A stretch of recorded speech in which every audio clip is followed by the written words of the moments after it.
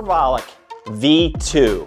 This is a super safe and effective natural anabolic. Not only is this product going to help you increase protein synthesis, which basically means muscle recovery and growth, it also may inhibit myostatin, which is a protein in your body that is known to inhibit muscle growth. This is a complete natural anabolic that works through multiple different pathways, has multiple trademarked ingredients. If you are a natural athlete looking for that edge, Corbolic V2 is what you need. Get yourself some. All right, everybody, welcome to the Pro Physique Code. Evan, Lexi, how are you guys? Good, my man. How are you? I'm good. This weekend was one of my favorite weekends of the year with the Tampa Pro, and I got to see both you guys. And this weekend coming up, we've got our first ever live in-person studio audience podcast. Yes, we do. I was going to say, I'm looking forward to that. I think it's going to be fun. I'm excited to have like a live Q&A. Yeah, I'm gonna check with Jamaica today and find out what our numbers are at. But I'm excited for the group that's coming. Haven't been down to Brett's gym in a minute. He's coming back to Florida just for our event, so it'll be good. That's awesome. So if you guys are listening to this, sorry, you missed it. Too late. Yeah, this will be coming out on, I guess, Monday. And But we do have an exciting announcement about an event on the West Coast in San Diego. And if you listen all the time, you probably know what that's going to be. But that's going to be in October. So stay tuned for that. We'll announce more information. Please, as much as we love the excitement, please do not DM me asking the date. Oh, sorry. Don't. No. It's okay. I'm not saying don't DM me, but I get people all the time that will ask for information and I'm like, I don't know. So when we have more information, we'll share it with you guys. Okay. We will. Yeah, I like it. So we're going to talk about 5 ways to ruin your prep. I think, these are kind of topics that I would say if you do two of these, your prep's not going to go well. You could even just do one of these things and ruin a prep, but these are 5 surefire ways to ensure that you don't get on stage at your best, and then you probably have some regrets. And while we're in the middle of our season, this is when we start to notice these as coaches. We're like, well, if you'd have done number 3 better, you'd be winning your show. But this is why we're here. So, were there any other things we want to talk about before we got into these topics? Are we going to talk about, because Lexi, you are now documenting pretty clearly your transformation. Oh, yeah. The fit model. Yeah. So I've put up like 2/3 videos on my personal YouTube channel about, or ever since I competed in Texas a couple weeks ago in bikini, now transitioning over to fit model. And I mean, Paul, you were there this weekend when backstage at the Tampa Pro, Bill, who judged me in Texas, I just asked him straight up, like, what do I need to do? What would you suggest? I showed him my Texas pictures and what do you suggest me doing to make this transition to fit model, if anything? So that was good feedback to get. Just like, I don't know, just kind of validated what I had thought, I guess. Yep. Yeah. 100%. Yeah, no, I think it'll be fun. I'm honestly I think everybody's in the same boat, just really trying to study fit model as close as possible. And at the end of the day, all you can do is follow the trends and, the evolution and show up bringing what you think they're going to want. So, we'll see what happens.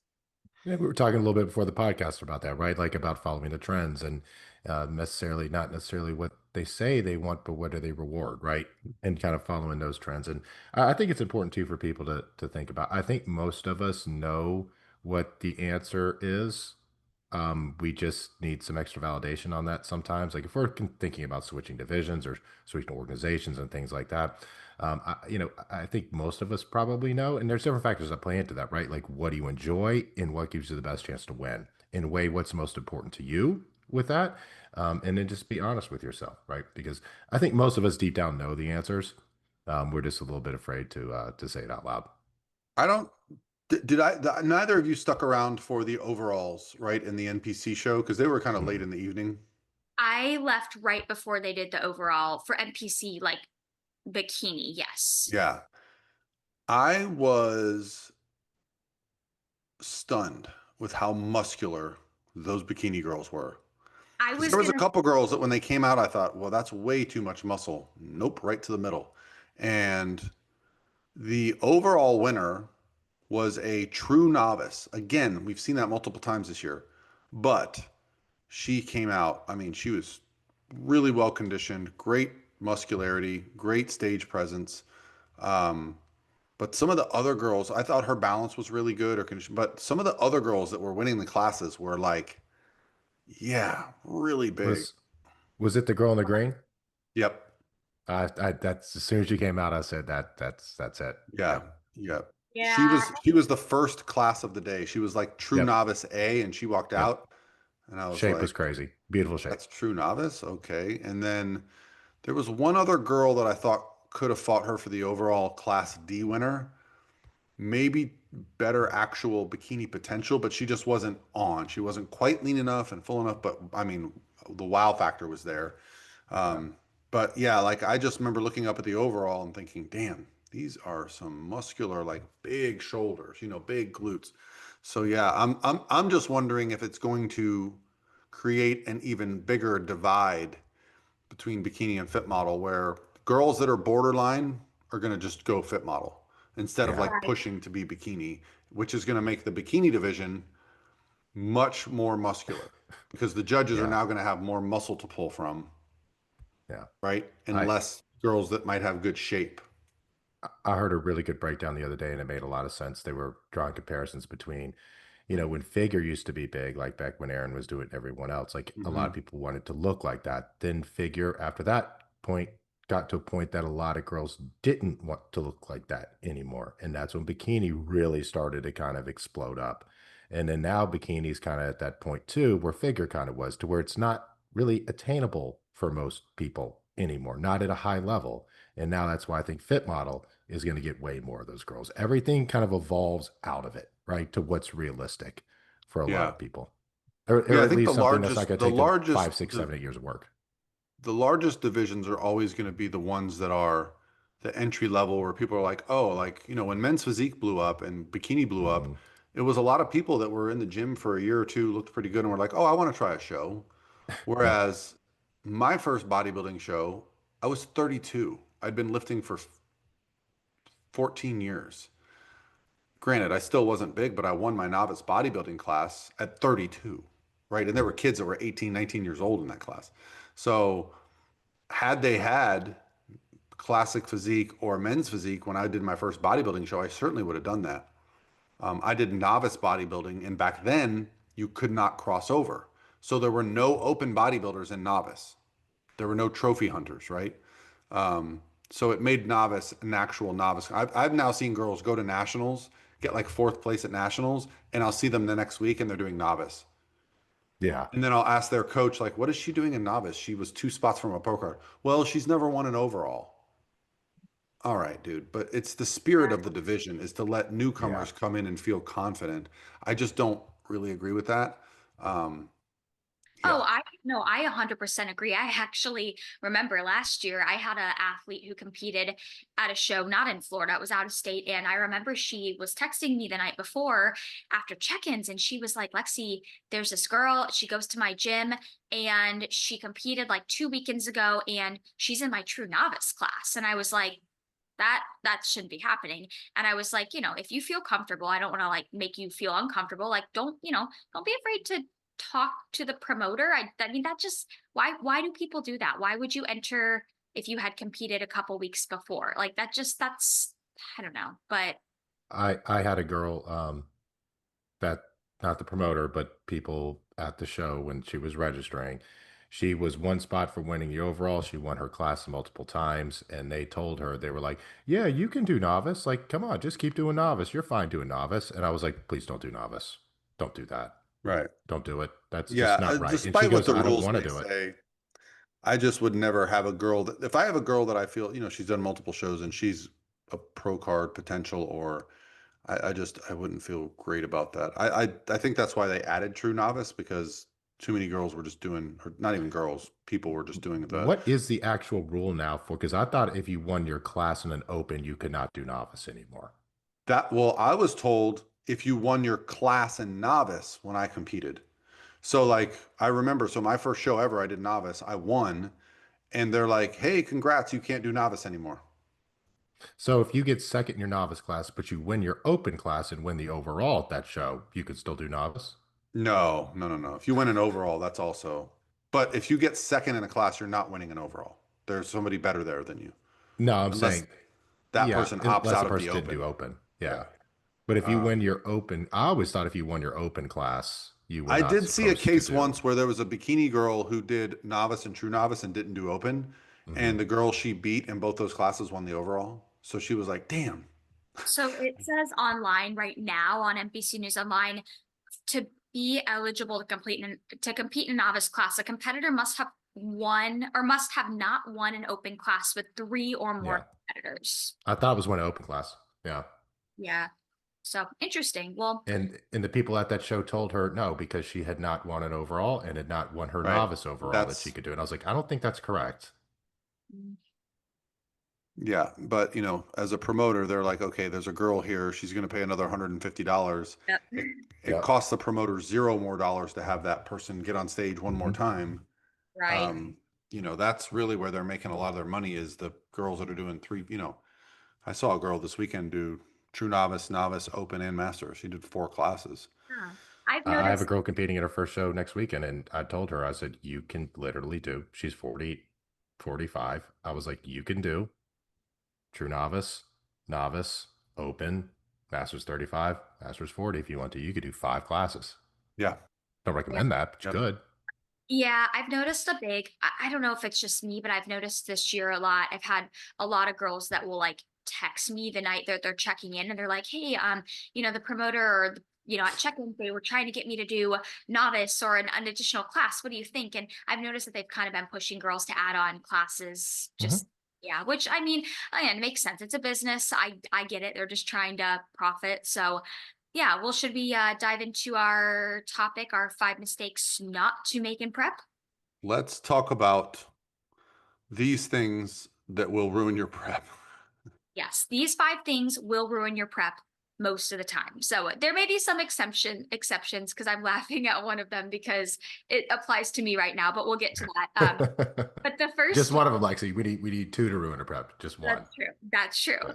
Yeah. But number one, so the first thing we had kind of talked about, I think personally, this was probably the biggest one, is not giving yourself enough time or just having a poor starting point at the beginning of prep. So that's kind of the first one we want to dive into. Yeah, I Uh, think they go hand in hand. I had a call with a girl last night who is not going to end up competing anymore. And she had an experience with a coach to where she worked with a coach. And um, she was probably a little heavy at that starting point, and that coach put an extra 10 pounds on her before to start prep. And I told her, I go, I don't know how you're supposed to drop that much weight. I was like, you're talking dropping almost 40 pounds in a prep at 5'1". Oh, I wow. go, that is not going to be something that's attainable in a single shot, right? So I think that's part of it is giving enough time, but how much time would you need? You would need like a 9 month prep, to be able to truly get there. And at least in a decent way where she's not completely run into the ground. Right. Like, is it possible to drop 40 pounds? Absolutely. But is it going to be a fun process? Probably not. And I think if anybody loses that much in one go around, especially at 5'1", you're going to be, losing Yeah. a decent amount of muscle as well. And just probably not have that pop to your muscle by the time you get stage lean. And, we were There's a talking big, about, sorry, oh, Leslie. no, Sorry. you're good. You're good. I was just going to say, we were talking about this before we started recording about how, I think some people and ever, anybody can do what they want to do. But how some people almost kind of look at bodybuilding preps as like a transformation journey, so to say. And that's not to discredit anybody that drops a lot of weight, right? But I think you have to consider your body should already be in a pretty positive spot when you start prep. You should kind of be going from like a athletic lifestyle lean to just the extreme level of leanness in a contest prep, right? It shouldn't be, going from like being overweight to stage lean, right? Like that's a lot in one go around. Yeah. Yeah, it is. And there's a big difference. Like 40 pound is a lot to pull off any female in a prep, but there's a big difference if you're 5'6", 5'7", 5'8", and pulling 40 pounds off, or if you're 5 foot 5'1", 5'2". Those are not comparable. They're not. It's very, Yeah. very different. Well, and I think I don't know how much of it still happens, but I've seen some coaches, they'll offer like, oh, you can purchase a 12-week prep Hmm. or a 16-week prep or an 8-week prep. And I've never subscribed to that because prep should last as long as it needs to last to do things the right way. Um, Trying to lose, like you said, Evan, 30, 40 pounds in a 12-week prep. I mean, I've seen it happen before. You're not going to look the best you could possibly look, and your likelihood of post-show problems is going to skyrocket like exponentially if you try to lose body fat that way. Because, and we still see some top competitors talk about how, like, once prep starts, they drop right down to 800 or 1,000 calories. They're doing 2 hours on the stairs, but that's their 12 weeks, and I don't I don't like that narrative. I think giving yourself enough time where you can take diet breaks, where you can allow life to happen, is going to reduce that stress, because there's probably no bigger stress in prep than being, 6 weeks out and realizing you're not where you want to be. And then you're like, okay, now what do I do? And oftentimes, as a competitor, you can give yourself some backups, some options. Okay, this is option A, this is option B, this is option C. Because I have had some competitors that just dropped weight quicker than I was expecting. It's not the norm, and that's one thing you do start to learn if you work with an athlete for multiple preps and multiple years. But if I'm working with somebody for the first time, I'm always going to tell them we got to err on the side of caution. I do not want to be chasing conditioning at the end. That is a scary proposition. Right, right. Yeah, I think for most people, unless you are one of those people that just notoriously knows you drop weight really, really quick, because some people do, I think it's always best to err on the side of having a little bit too much time for prep or more time than Hmm. you think you need. Because worst case scenario, if you're ready a little early, again, diet breaks, or we can just reverse into the show too. There's always that option. And I think we all look at prep kind of the same way. I try to, like, let's say, I think we probably need 16 weeks for a prep. I try to approach that like a 14-week prep then, because I want to be ready early and I shoot for weeks early. And I think we probably all prescribe at least somewhat similarities with this about, I think it's a good general rule of thumb to give about a pound a week, right? And say, yeah, if we have 16 pounds to go, I think around 16-week prep is about the minimum we're going to want to probably go for with that. Is that kind of a ballpark you guys go off of? Or granted, it's different for Yeah, every I, athlete. I'm always happy if I see a pound come off. At the beginning of prep, I'm probably wanting to be closer to 1% of their body weight. So if Yeah. I'm wanting to see a pound and a half, 2 pounds at the beginning of prep, because I know at the end of prep, sometimes even dropping a half a pound, you're like, wow, I can see a Yep. big visual difference. Hmm. Yeah. So yeah, I tend to, yeah, but I'm happy, and I think most people, because the way I like to check weight is average. Yeah. So Weekly you're not averages. usually going to just like all week be 134 and then on check-in day be 133. You're going to No. be 134.2, 134.6, 133.1, 132.8. And that average is what I'm looking for changing over the course of the week. So sometimes if they're only down a pound, I'll say, hey, follow up with me in like 3 more days. Hmm. And if we're a little further down, then we're going to stick with it. But I don't want to lose a whole week. Yeah. So, yeah. But generally, one of three things needs to be happening. The scale needs to be moving, their clothes need to be fitting better, or they tell me, "Oh, I can tell, coach. I can see it in my face. I can tell I'm about to drop." Because we start to learn our bodies, and the more Yep. times I've prepped, literally been times where I would like see myself in the mirror and be like, "Oh yeah, that's new. I'm about to hit a new low." Hmm. Yeah. And I think that's why I always preach, like I love the average. I love how our check-in portal that we have our athletes use Mhm. calculates the average weight, because that's always what I'm looking at, as opposed to just what's their weight on check-in day. But I like Yeah. looking at the measurements as well, and pictures. The measurements especially, because I have a lot of instances where I'll have athletes, maybe their weight didn't drop as much as we wanted it to, but their waist measurement is down a half an inch, or things like that. And that's Mhm. that's good validation too, that things are happening, because I feel like it's person dependent, but sometimes the deeper you get into prep, more athletes will start to struggle with like, digestion, not being able to go to the bathroom first thing in the morning before they're weighing in, right? So then that kind of makes that scale variable a little bit trickier. Yeah, two things I want to touch on here. Number one, when I talk about a pound a week, I'm referring to the weekly average on there, not necessarily just the, you know, that number on check-in day. And number two, that's why it's important to weigh yourself each day in a prep. I know some people may not like to do that, but your weight can vary from day to day. And it's also, don't round up numbers. If you're 116.3 or 116.4, that's a big difference from 116.8. It's a big difference. It's a huge Yeah. difference on there. So that type of information does matter. That's why I'm kind of anal about how people weigh themselves. It's like a fasted first thing in the morning, right? And with females, it can be a little bit different because digestion's a little bit different than some guys are. So there's definitely some variables that go into that. But yeah, I think weighing yourself on a daily basis is important to be able to track that part of it.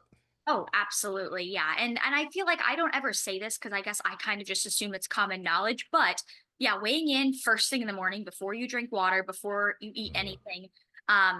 Because it still baffles me. I don't know about you guys, how many times I'll be at the gym and I'll see people weighing in at like 5 p.m. on the scale with their tennis shoes on, with all their clothes on. And I'm just like, do they really think that's going to be an accurate weight? Like, I just don't get it. But yeah. I see that every time I leave Publix, they have that scale and people just standing on it. Yeah, my kids love to get on there. I always make Yeah. them guess. What do you weigh? What does dad weigh? They love that scale. That's funny. Yeah, but yeah, I think that's the first biggest mistake we see a lot of people making is just not giving themselves enough time or not starting in a good prep starting point, like that Yeah. optimal body comp. And honestly, this is where the art of coaching comes in. Um, being able to look at someone's calories, cardio, lifestyle, body fat level, their goal competition, and going, okay, let's reverse engineer from this spot. And I'll tell people like, listen, we're probably not going to be ready for this show, but let's come out the gate hot and let's see what happens if we really make a bunch of progress at the beginning and give ourselves a chance. But like I'll say, like, hey, we've got the battle of the bodies coming up. If we're not ready for that, maybe we just push it back a couple weeks and we do the ultimate Grand Prix, right? Maybe we just push it back and do, used to be the Clash All South. I don't know, like, I don't know if that's even still a show anymore, but the the series of shows throughout the year, now that I've been doing this for more than a decade, like they're just imprinted in my brain. I Yeah. Yeah, know Tim Gardner's Atlantic Coast. hurricane too. Hurricane. That's Yep. another one in October. So yeah, Florida has a series of shows where you can kind of go, okay, let's do these. Yeah. It's always nice, I think, for athletes to have that peace of mind of like, okay, there's a plan B, there is a plan C. And I think that's why, like, especially if you're newer to competing and you don't quite know how your body's going to handle a prep or respond, that's why I think there can be a little bit of an advantage to prepping either earlier in the year or at least starting prep like in the spring. So that way, heaven forbid, you have some shows to fall back on later in the year. If you start prep at the end of the summer, it's kind of like, ooh, you're not going to have as many shows at the end of the year or like plan Bs, plan Cs once the season kind of wraps up. Yep. And I did check, and the All South is still a show that's going to be happening this year. So All South, yeah, it's been around forever. I don't know if it's not still associated with the Clash, right? It's just All South. no, it's just All South. Yeah. Yeah, Okay. so lots of good options, but yeah, that's probably Florida's probably one of the few states where you can just every weekend count on a show Mhm. during season. Yeah. Um, Florida and Texas, pretty much. no, Texas? Texas, Lexi, not quite as no. much. Texas has far fewer shows. Yeah. I think we're at 45 and Texas is like 26. And Okay. it's a far bigger state too. They're way more spread out. I could be wrong. Don't quote me, Yeah, people. that's true. But About I the heard same. I heard that a while ago. And the shows in Texas, they're bigger. And I think that's why. I think if you cut our shows in half, they would double in size. Yeah. I think. That makes Yeah. sense. Yeah. Well, that kind of brings us. So, point number two, that we had kind of discussed before we started this of mistakes that we see a lot of people making is trying to prep with just like too many things going on in life. That was kind of what we settled on for point number two. I call it the big three. Okay, let's hear them. Like if a client's like, hey, I want to prep, but I'm getting married, I'm moving, changing careers or jobs. Those three stressors are, can you prep during that? Sure. But 100 out of 100, every client that I've had go through that was like, damn, I should have just waited to prep till it was over. Yeah. Um, so yeah, it's just, To some throw people just want one to be hard-headed and tough, and I get it, but but just give yourself some grace during those times. Absolutely. Yeah, I think that everybody's different. Some people I feel like are just so good at like perceiving their stress and just taking it day by day, and they can make it happen. But I mean, I would say I think especially on the moving side of things, like I could not imagine prepping if I was doing a move like across the country or like state to state, right? But like I'm moving here in a couple weeks and it's literally a couple blocks away, and yeah. but I've also come to the conclusion that, and we also talked about this before we started the podcast, is like there is never going to be a perfect time to prep either. If you're just like sitting there waiting for, okay, when am I going to have the next 20 weeks of like literally nothing going on, right? Like that's probably kind of unrealistic, right? So I think there's that, also that side of things. But there's always going to be, I would say, a more optimal time for you to prep. And when it comes to the moving part too, I do think there's different situations with that. Like over the years, I've minimalized my life a lot. And if Mhm. I was to move, I mean, I would rather not do it, right? But it's also not a huge deal to me, like it would be to like you, Paul, right? It's way different when we start looking at things like that with it, because I don't, I'm saying I'm not married, I don't have any kids, and I don't have that much stuff. So it's pretty easy for me to just kind of do it.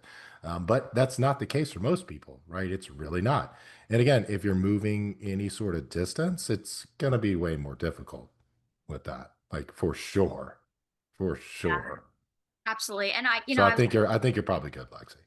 Yeah, no, I'm fine because I'll also, and I talk more about this in my YouTube videos on my channel, so I won't go into too much depth on this, but like going from already kind of getting stage lean for bikini to now going into fit model, I'm more just kind of in this like hold phase. So it's a lot easier to maintain now than maybe it would have been for me like a month ago when I was really trying to get to this point. So that makes it a little bit better too. But I know, Paul, I know you always talk about because didn't Raja, was it one of her Olympia preps? She got married Got like married. right before or right afterwards, right? And I know you always talk about how like after the wedding was over, she dropped like 5 pounds or something like that. Yeah, we actually qualified for the Olympia before her wedding, took a break. She had her wedding and then did the Olympia after, and she still got first callouts. So, yeah, and she's one of the examples that I give where she's like, I should have done it differently, right? But she literally planned her wedding around the Olympia. She scheduled her wedding date so that she could do exactly what she did. Um, and yeah, Daraja's body was always very challenging to get truly stage conditioned. Like her top four Olympia physique, her top six Olympia physique, those were her lowest ever prep weigh-ins the week of the show. And it's like that 1 or 2 pound difference on her made all the difference in the world.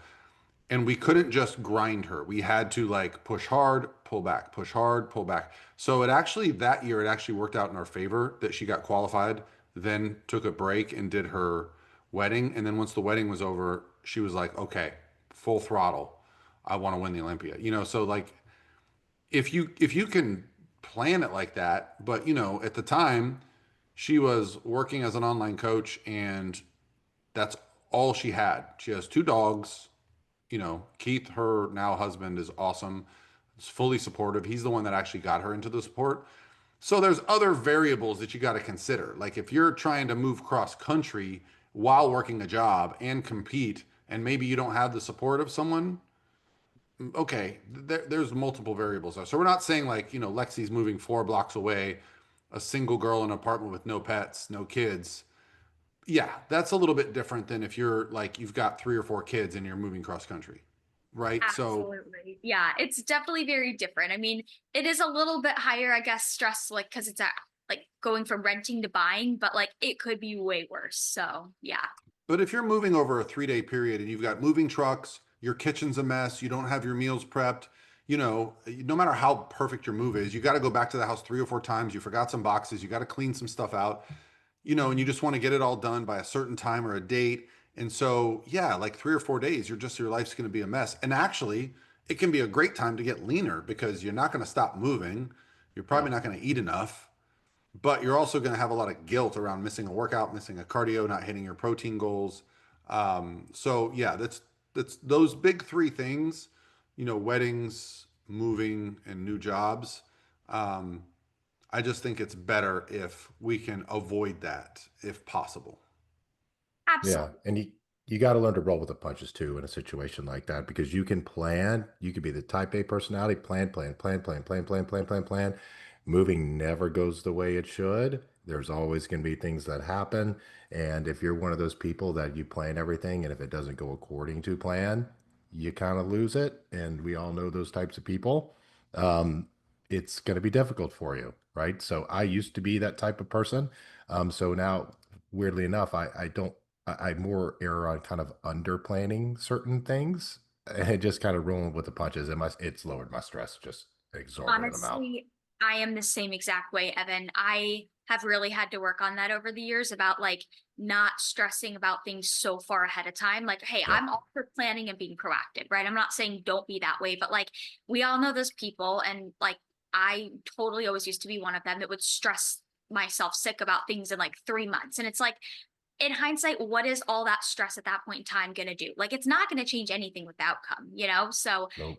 yeah, well, so kind of segueing into number three, and I think we can talk about a couple things with this, is having too much flexibility, right? I think this is a good one we can spend a little bit of time talking about because I definitely think that certain people do really struggle with this, especially if they've never prepped before. Maybe they've always been like a lifestyle client. They don't really understand that like prep is not just another like lifestyle cut, right? And we did kind of talk a little bit about this last week on our episode about tough pills to swallow. So if you haven't listened to that one, go listen to that one. But let's talk about the idea of having too much flexibility in prep and kind of what we would classify as too much flexibility and how that can be a detriment to contest prep progress. I can touch on, look, most of us, and, I think majority of us coach on macro plans. I know we do meal plans too, but, um, you know, I macros can be a huge benefit, but also a detriment in the wrong hands, right? And sometimes as a coach, coaching someone on macros can be more work than coaching someone on a meal plan is, especially if people are always switching up their food options. They're wake up every day and they'll eat some meals the same, start switching stuff up. I had a client that, he'd been on a specific meal plan previously and he knew kind of what the goal was with this. He switched to macros.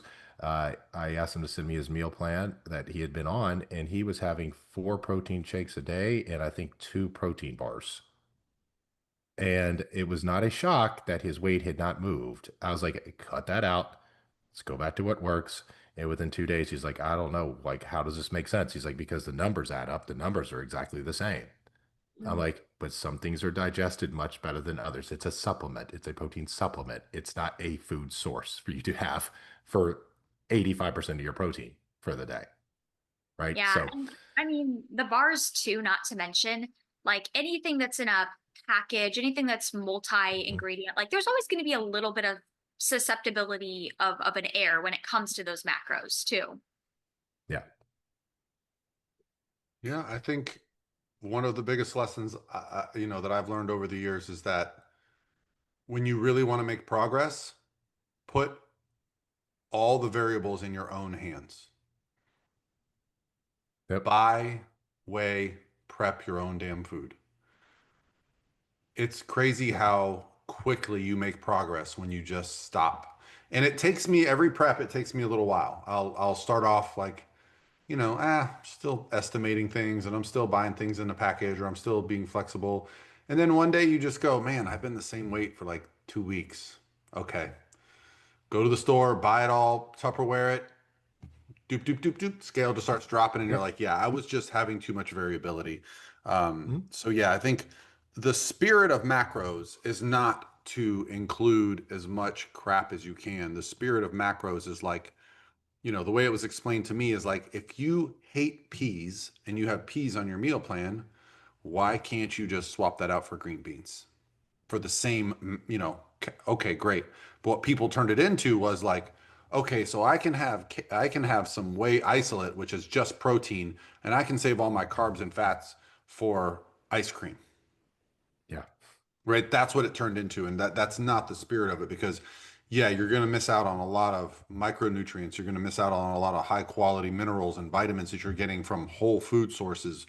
Um, that yeah, you might technically be the same calorically, but the downstream impact on your body is going to be much different on your digestion, on Hmm. your performance in the gym, even cognitive function. So yeah, that's the slippery slope. So you don't want to prep in the absence of a meal plan. You should Yeah. absolutely have a meal plan. I used to call it macro Tetris, because I Yeah. did try to prep before where I didn't have anything prepped throughout the day. I had some stuff, but the last meal of the day, I was like on, you know, my fitness pal going, okay, I need 36 protein, 61 carb, and 7 fat. And, you know, and I'm like calculating, okay, that's 6 rice cakes, a half a tablespoon of you know, you're like, you actually Yeah. get good at, but it's stressful and it's Yeah. easy to mess up. Yeah, it's very Super easy. stressful. And at the end of prep, you don't want to have to put more stress on yourself cognitively than needed, right? And I have clients all the time that I'll tell them, I'll say, I think you're stressing yourself out more than you even realize by just trying to kind of go with the flow each day, or even, even waking up every day and trying to just log a new day's worth of eating. And I always say, just try for a week. Worst case scenario, if you don't like it, you can go back to what you're doing. But I'm like, come up with one full day's worth of eating, like we're going to call it your meal plan for the week, right? Get it to add up to your macros, copy and paste that for 7 days. And 9 times out of 10, not only does their weight drop more fluidly, but they're like, wow, I just felt like I had so much more time in my day because I wasn't thinking about, what I was going to eat all day. I wasn't having to get into my fitness pal and, log a new meal, and it just saves a lot of time and that cognitive capacity. That's it's huge. So true. It's huge. I think another thing is, and I don't think this is really controversial here, but um, look, eating out in prep earlier on in prep is not a huge deal, but especially if you make good choices. But the later in prep you get, and I can't tell you how many clients I look at, and I'll see their weight go. I'm like, what happened here? And 9 times out of 10, they went out to eat. Well, all I got was like a salad with a little bit of grilled chicken on the side. Like, well, if that's what happened, you severely underestimated the calories in this. Um, and the truth of the matter is, no one's in the back telling them, don't, unless you order it, no butter, no oil. They're going to be slapping butter and oil on everything back there, on everything. And it's those calories are very difficult to account for, almost impossible to account for. That's why I recommend to people, I say, hey, whatever you think the fat is in that, probably double it. And we're more close to in the ballpark of where it's actually is. And not taking into account too, people are not breaking out their scales in the middle of a restaurant, right? Look, I get it. If you have business meetings, you have dinners, and this is a hobby for you, which it is for most, right? I get it. Sometimes those things are going to happen, but you also need to account for them throughout the day, too. Yeah.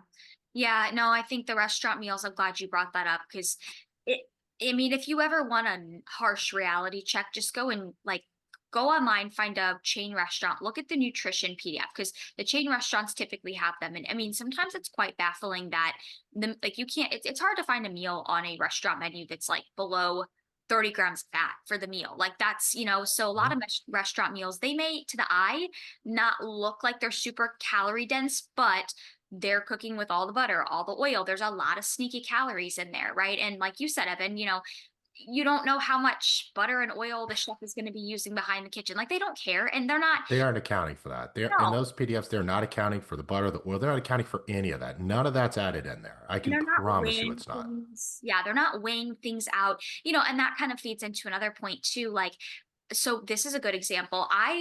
So coffee shops, right? Love going to get coffee, and I'm not deterring anybody from doing that, but you have to be careful, especially with the sugar-free syrups, right? So usually like Starbucks is fine. They have the sugar-free vanilla.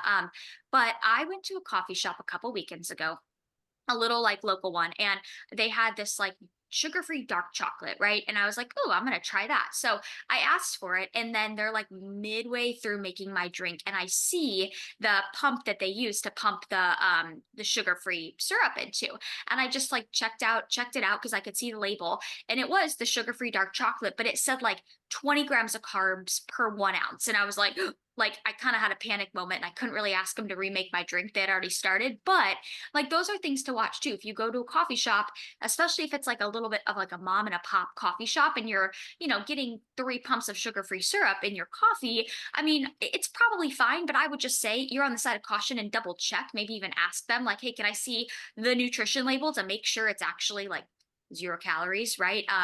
Those are little areas too that can just be very innocent to kind of mess up with. But just watch anytime you're having somebody else prepare something for you, always err on the side of caution, because there could be some hidden calories in there that you didn't know about. I mean, that's why, like Lexa, we've even talked about this. Like, we won't get coffee out of a machine at like a 7-Eleven or something because I'm afraid they're gonna the uh Yes. the No, mix up it's the the bags in it. diet. Like, I It's don't, the diet or the soda. diet sodas. Yeah, I don't trust Oh, it. I don't trust the people in the back to do it no, correctly. I don't. I don't And either. there's a reason for that too. Like, if you've worked with some people just don't care, right? Oh, who cares? Just a little swap up here or there. They don't think it's a big deal when it comes to that sort of thing. Um, and No. that's why reducing variables is helpful, right? And when you reduce variables, you get better results in almost So every occasion. I'm gonna take the opposing position on this Okay. just for the sake of if someone's listening and they're like, oh, so I can never eat out in prep. So one prep, I committed to going on a date every week with Misty. And so what did I do? We went to the same exact restaurant and I got the same exact meal every week. Mhm. Right. And I was a little bit anal, but I had a food scale that looked like an iPad. So it was Outback Steakhouse. I would get the same sirloin. I would get a dry baked potato and dry broccoli. And I would just get a side plate. And they brought the food out. I would set my scale, then put the food plate down on the side. I'd drop the steak on there, weigh it out, cool, put it back on my plate. Put the broccoli on there, weigh it out, put it on my plate. Put the potato on there, weigh it out, put it on my plate. iPad's gone. That took 13 seconds. Mhm. Now I can just eat at a restaurant and be out and not feel like I'm doing something wrong. And if the numbers are wrong on that meal, well, they're going to be wrong the same every week, so it's Yep. consistent. So, I found a way that worked for me, and that was one of my non-negotiables for that prep, Mhm. and it worked great. And I actually started to realize, like, wow, red meat really helps with the digestive system. Yep. And when I brought Yes. that up to my coach, Lane, at the time, he's like, no, that doesn't matter. That, it's just about the cow. I said, well, I'm telling you, dude, something about red meat every time I had. So I started including lean ground beef once a day, and it really helped me. So, like, sometimes when you have a little variability in your diet, you can Mhm. realize, like, yeah, if you're too strict with your food sources, 4 or 5 sources for too long, it will mess up your digestion. You need some Absolutely. variability. Yeah, that's actually Like, funny you mentioned the whole red meat and digestion, because I had a client who checked in yesterday, and she's very early on in prep, and she told me, she's like, I'm just gonna admit it, I ate out. It was like at she had a burrito or something, or I don't know if it was a burrito, something like with red meat. But she was like, the irony of it was that I woke up the next day and I went to the bathroom, and we've been struggling with her digestion a little bit. So I was like, well, we're going to collect that as some data, and, maybe do mhm. a burger moving forward when we need to kind of kickstart your digestion. But here's another thing too to consider about this topic of like too much flexibility, guys. If you're listening and you are in prep, and let's say, you're having diet soda each day, or you're going to, your coffee shop with getting the sugar-free syrup, but like, let's just say your body is progressing perfectly and you're progressing at the rate that you should be, like, don't stress about it. Like, clearly Mhm. you're doing something right. If you're noticing progress, and you are eating out on occasion, you're probably doing just fine with the approach you're taking if your body is still progressing. Where it becomes the bigger issue is when nothing is moving, nothing is happening on the Yeah. scale, nothing is happening visually, and you think you're doing everything right. Well, then that's when you have to kind of weed out all these little extra like fluff variables we're kind of talking about. Absolutely. Absolutely. And to touch on Paul's point with that too, he removed a lot of variables by the choices he made with that, right? He went to the same restaurant, he ordered it a very specific way, and he weighed it out. So while that may not have been 100% like spot on accurate, again, it's the consistency part of it, right? It's consistent. It was done each week. It was ordered a specific way. And that's a variable that you can account for. You can absolutely account for that. So if you're going to do it, like, I mean, there's nothing wrong with doing it that way, right? Like he didn't go out and get chicken cordon bleu with a Caesar salad and bread and everything else. He got simple single ingredients with no butter, no oil, and dry, right? And then he managed it that way. I mean, that's no different than almost making it home yourself. Right. Yeah. And that's Well, why Paul spilled. Yeah, right. I mean, to be fair, like I even said, no oil, no butter on things, and I think that's where a lot Mhm. of people don't realize restaurants are in the business of making food taste good. Yep. Yeah. Yeah, well, so that was number 3, too much flexibility. So number 4, we're going to talk about, I feel very passionate about this one. So the fourth mistake we're going to talk about is falling down that comparison trap, or even like just the social media rabbit hole of comparison, comparing your prep to other people's preps, comparing where you're at in your personal journey to where somebody else is at, maybe even comparing your prep protocol to somebody else's, right? Like, I don't know about you guys, but I just find that the athletes that do that just enjoy the prep process a lot, like, less. Mhm. Absolutely. And I think I got to imagine, Lexi, I'm going to take the opposite. There's got to be one girl out there that's like, yeah, I'm destroying these bitches. well, yeah, you're probably right. And I think from a psychological standpoint, I think people oftentimes do look at other competitors on social media for that validation of like, ooh, I look better than her. I'm going to do better, right? To kind of boost their spirits up. But then that's usually not the case, Doesn't right? help either. Usually it's the opposite. Usually you find people and you're like, whoa, okay, oh my gosh, this girl, she's competing at my show. She looks way better. But like, it's the comparison can be a really hard and sticky spot for some competitors, and I've had to have like real tough talks with some of my athletes before about like, hey, you're self-inducing all this stress on yourself, and you're making this prep more miserable than it needs to be because you're trying to compare yourself to a flipping highlight reel of somebody's Mhm. pictures that they're posting on Instagram in the best lighting. They're probably filtering the lighting, right? Like, you just can't do that for yourself. You have to take the self accountability too of realizing when that becomes an issue and to cut that out. Yeah, on the flip side of that too, I have a client. I was talking to her. She's a natural competitor, bikini girl, very, very, very good natural competitor. And I was explaining to her, I was like, hey, like long term here with the direction bikini is going, if you're wanting to stay the natural side of it, then we may want to consider down the line, like entertaining, just trying fit model. Not saying that it's something you have to do long term, but giving it a shot to see kind of how it goes, because I think she would fit it well. And then, case in point, she started bringing up, showing me pictures of other competitors. She's like, "Well, I think I carry as much muscle as this." And one of the girls she showed me, like, was the girl that won the overall at Girl Power. And I said, "You absolutely do not carry as much muscle as this girl carries. Like, you don't. Um, Trust me, you don't." And but to her, she didn't. And looking at that picture, I completely could see why she would think that. But comparing yourself to others, it's a fool's errand, because unless you've seen them in person, it stood next to them in person, it is never going to be a one-to-one, ever. So I remember back before I turned pro, I remember I would look at people like that won their pro cards at Universe, being like, "Are you kidding me? These people are soft. Like, how did the hell they win their pro card?" Right? Because sometimes stage pictures do not show the best in Oh, the people. USA stage pictures Oh my gosh, not are good. mind-boggling. I Yeah. got videos on my phone, and I'm like, a couple of my girls were like, "Coach, I look terrible," and I sent them videos from my phone, and they're like, Hmm. "Oh," I'm like, yeah, it's just I don't know what they did to those photos, but it's almost Yeah. like So dark. And I Those guarantee you there's a lot of people that look at the people that won their pro card there and thought they did not deserve it and they could beat those girls. I right. guarantee that was the case because of that. And not saying they could. Maybe they could, maybe they couldn't. All we're saying is it's a fool's errand to do any of it. Oh yeah, yeah. And it's also really deceiving to just see somebody like their pictures on their own, right? Like, where Hmm. if you're a competitor, you may post a picture and you may look really muscular or really good on your own, but then it's like when you're standing next to other athletes of your comparable height, that's when you really start to see like the Yeah. the little I don't know, the little holes in one's physique is when they're standing next to other people, right? When they're just on their own, they may look awesome, but it's like when they're really standing next to one another or next to other competitors, that's when you really can see like you get to see the, maybe some of the potential holes in their Mhm. physique. Yeah. Yeah. Everyone looks like Mr. Olympia by themselves. I remember hearing that years ago, and it's true as day, especially high level competitors, right? Like everyone looks good. Everyone looks good in the gym. Everyone looks good in the pictures they post. You think someone's going to post a picture of them just looking like garbage? Like no one's going to do that.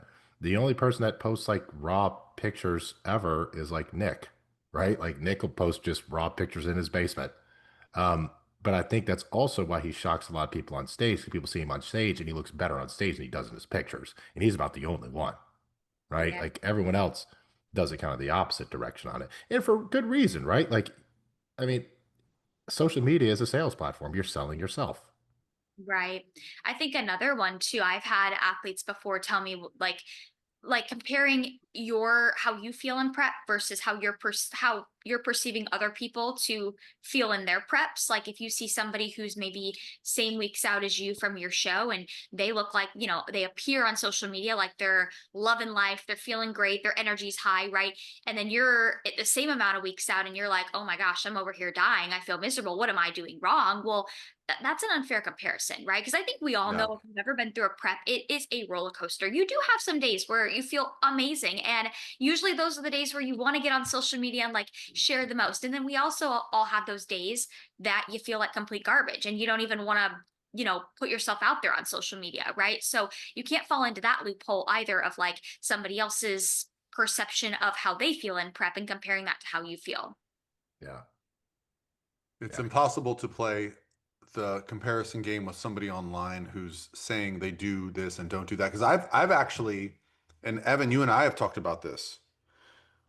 We know some like popular social media people that were like, yeah, I'm doing 60 minutes of stairs. And we heard from people in their lives that they were doing 120 minutes of stairs a day, right? So they didn't want to portray just how hard they were working for fear that they were going to, potentially be a bad influence on somebody.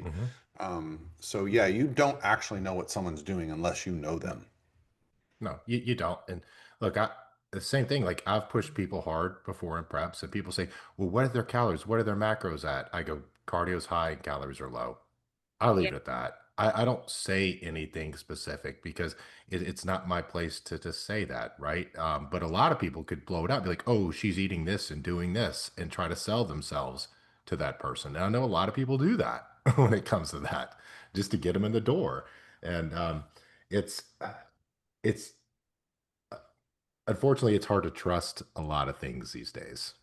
It is, it is. And I think sometimes you do see some competitors where for a lot of competitors, it's a grind to get stage lean, right? But it's like once you kind Mhm. of get there, you can maintain. Not that the goal should be to maintain that, but like you can kind of walk food up, walk cardio down, do some cool things, and the weight stays stable. So I think some competitors will share that, right? Like, oh my god, I'm eating so much food, doing barely any cardio, I'm stage lean, and then people see that and they're like, well, they think that, oh my gosh, I'm doing something wrong because that's not my scenario, but that same competitor probably also had to push themselves really, really hard to get to that level of leanness before they could, kind of earn the right to reverse into the next show.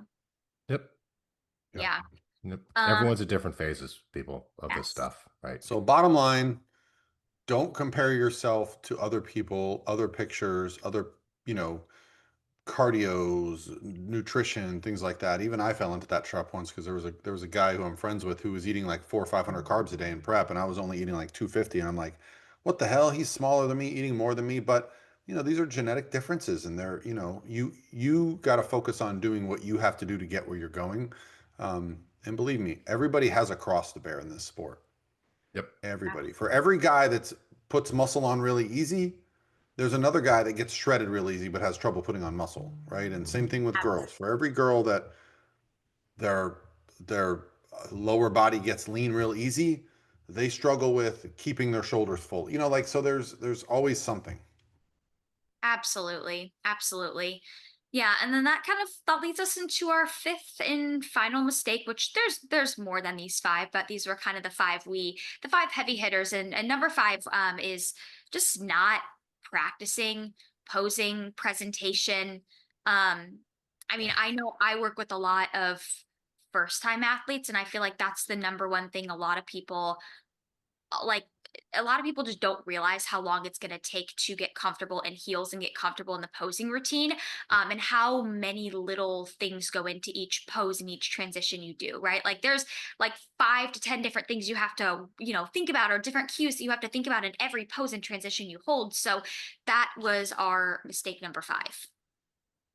Yeah. And look, if it's your first show, I get it. It's no one really expects perfection, but if you nail it, it's super impressive when that happens, right?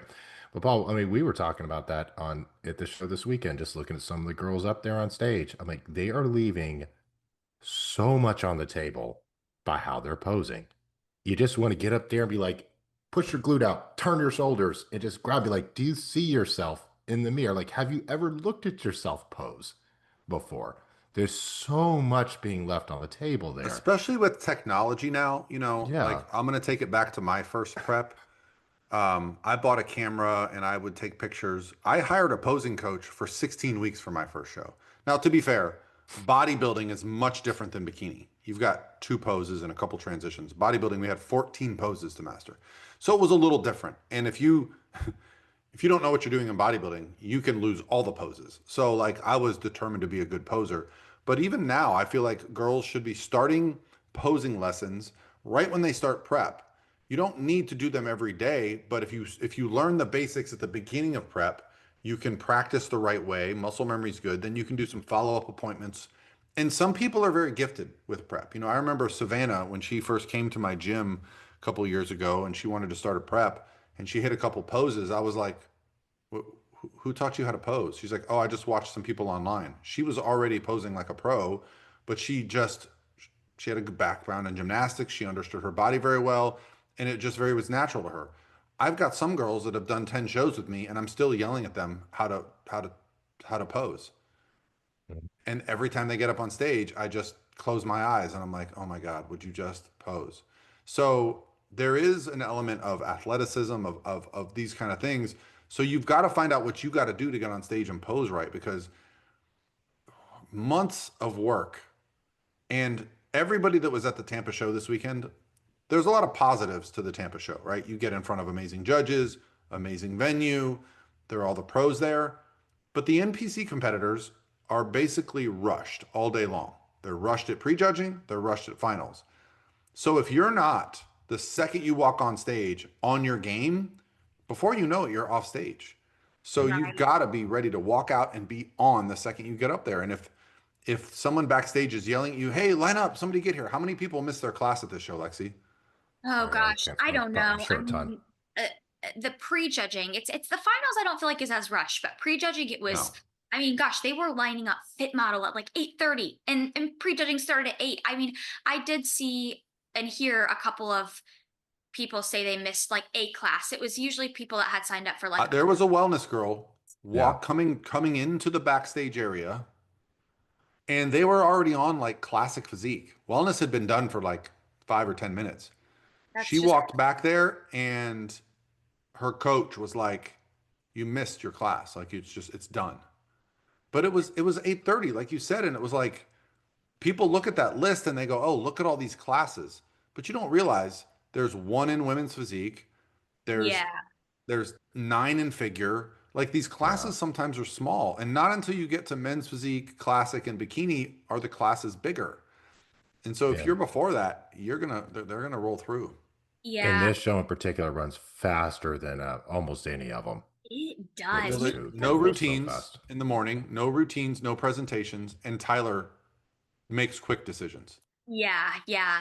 Yeah. Well, I remember several months ago I saw Becky Clausen post something on her Instagram about like just like posing and how important it was. And she said it's not about the physique you possess, it's about the physique you present. And I really liked the way she like phrased that because that's so true. I mean, how many times too have we been backstage and you see the overall winner backstage? I mean, you don't know they're the overall winner yet, but like you see them backstage and maybe they look great, like they look really good, but it's not anything where you're like, oh, it's overwhelmingly amazing. And then you see them get on stage and when they put that confidence and that presentation along with the right Mhm. poses, like that is really what brings their physique to life, right? And I think you have to consider, like, the judges that are judging you at a show, they see you for 15 seconds. They don't know what you look like in the gym. They don't know what you look like under those stage lights that you're always taking pictures, under. They see you for those 15 seconds that you are on stage, right? So if Yep. that's the harsh reality of this sport. If you don't present yourself well in those 15 seconds, that could easily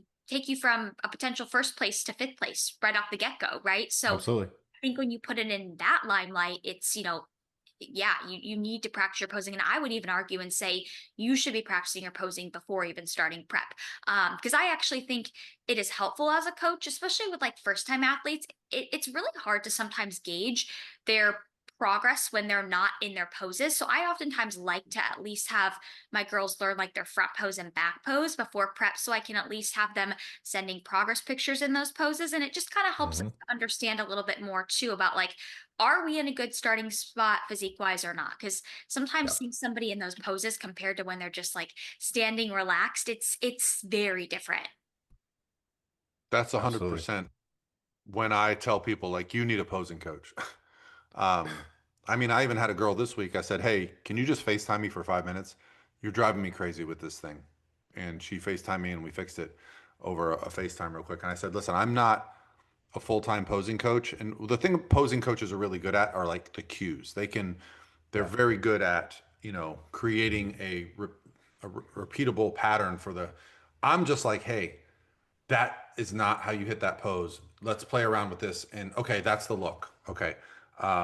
Because yeah, for updates, if they're not posing right, it can it can throw off your opinion of them. Because I've gotten to Absolutely. shows before and seen someone and been like, oh wow, you look way better in person than I was expecting. You take absolutely horrible update photos. hmm Yep. Yeah, posing it comes really hard for some people. I think the people that usually do thrive with it are like people who have that like I noticed like dance background is a big one. Gymnastics a little bit or cheer sometimes, but I feel like especially with like cheer, you're a little bit more like you're not super graceful and fluid, but like dancing backgrounds, those girls usually do pick it up a They little do. bit easier. Just the fluidity aspect and just being really loose, because I feel like half the battle sometimes with newer athletes is just like getting them to loosen up. They look really Yeah. stiff and robotic like, right? So it's yeah, and I mean another great way to practice your posing too is going to seminars and like putting yourself in front of people that can help you, but also just getting comfortable posing in front of other people too, right? Like it's one thing to be able to pose by yourself in a room by yourself, but it's another thing to get exposure and get experience posing with an audience, right? Because that's when a lot of people kind hmm of start to freeze up and get a little overwhelmed. hmm And Yeah. look, anybody can learn to pose. It's really not that difficult. Anyone can learn to do it. You just have to be willing to put the time into it. That's it. So- Yeah. It is not difficult to hit a beginning front pose. Especially now with the phones, I'm telling you, like the fact that you can just set up your phone, go through comparisons, watch it back, what you don't like, see it, come back and change it. hmm Um, yeah, technology has really allowed us to practice. Yeah. And Yeah. yeah, But like you said, getting those foundations set is important. And it's not probably the best audience to use golf analogy with it, but it's better to learn how to swing a golf club rather than to practice how to swing it wrong for 10 years and try to reteach yourself how to do it. It's very yeah, difficult at that point because it's ingrained into you. It's yeah. muscle memory. So getting Well, and those also, foundations set. I know a lot of competitors think, oh, at the end of prep, I'll pose a lot. That's when you don't want to pose anymore. You feel horrible. Exactly. Exactly. Yeah. But I also think too, I've noticed that a lot of newer competitors like that don't really practice their posing enough. It when you really dumb it down and you get to the root cause, usually it's not that they, don't have enough time. It's usually because anytime we are not good at something or we don't think we're good at something, we don't want to practice it, right? We don't Mhm. want to be reminded of how not good we're at something. So I think like the Right. better you get at posing, usually the more fun it kind of gets and like the more Mhm. you want to practice, right? You just kind of have to go through that suck at the beginning where it's like, okay, you're not good at it, you just got to keep practicing even though it's not fun, and then like the better you get at it, the more you're going to want to practice. Yep. It's absolutely correct. Absolutely. All Yeah. right, I think, do And we if have one more? That was I it. got Those I five. got a bonus one if we want to pull it back full circle all the way back to the beginning is ruining your reverse. That will put you right back in a poor starting spot and then struggle with enough time. Very true. So swing it all the way back to the beginning. Yeah, I think not taking advantage like of your time between preps. Yeah. You should start every prep better than the last prep. Hmm. You should have more muscle, less body fat, and a better relationship with the sport every time you prep. Does that mean you shouldn't prep if you don't? No, but I think a lot of people will learn their lesson from their first prep. Hmm. I've had a lot of athletes after the show check in a couple days later and they're like basically stage weight. And I'm like, oh, you did a good job. They're like, oh, I learned my lesson after my first prep. Hmm.